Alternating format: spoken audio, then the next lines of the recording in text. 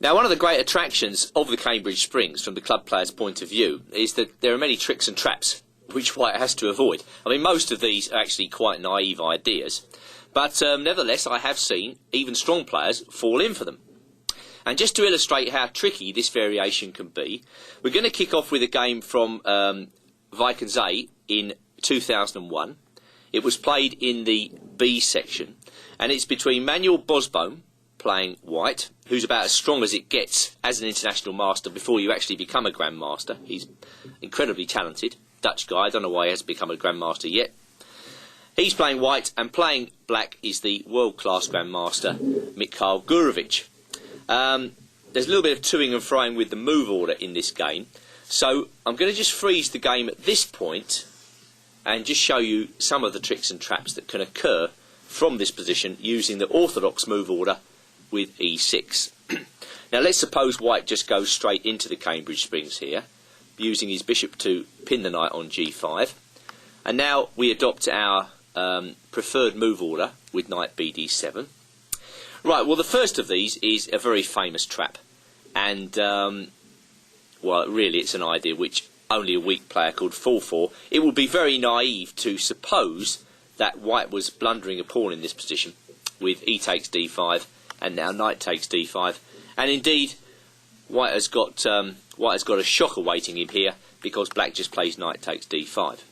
If white thought the knight on f6 was permanently pinned, he was quite wrong.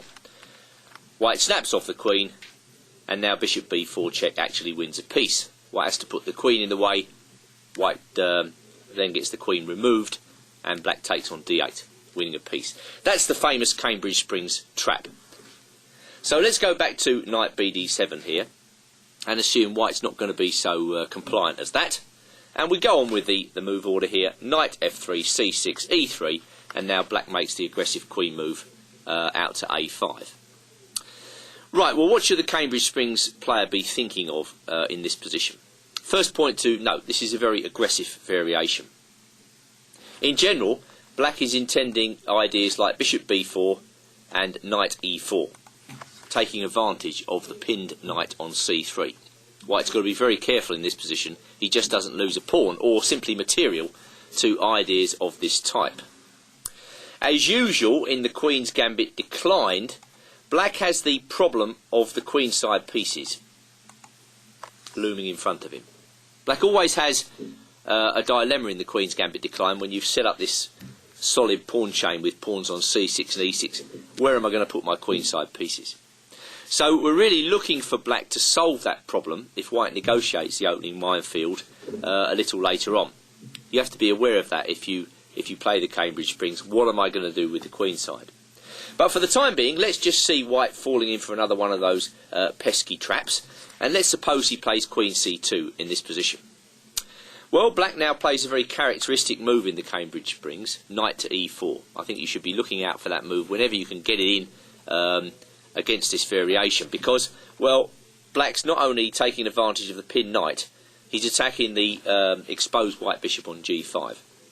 This will be the theme of our coming idea, as after knight e4, white stupidly plays bishop d3. This could only be played by a player on autopilot, but it's worth looking at here, however naive the variation might be, because it does illustrate how black might suddenly pick up material in this position. He snaps off the bishop on g5, he snaps off the pawn on c4, and now suddenly white finds to his consternation he's actually losing that knight on g5. Now please don't laugh at the shallowness of this idea, because I have seen white players fall in for this. Going back to the position after queen a5, alright, let's suppose white knows a little bit about this variation, and he decides to take on f6, just to rid himself of the problem of this this problem piece on g5 forever.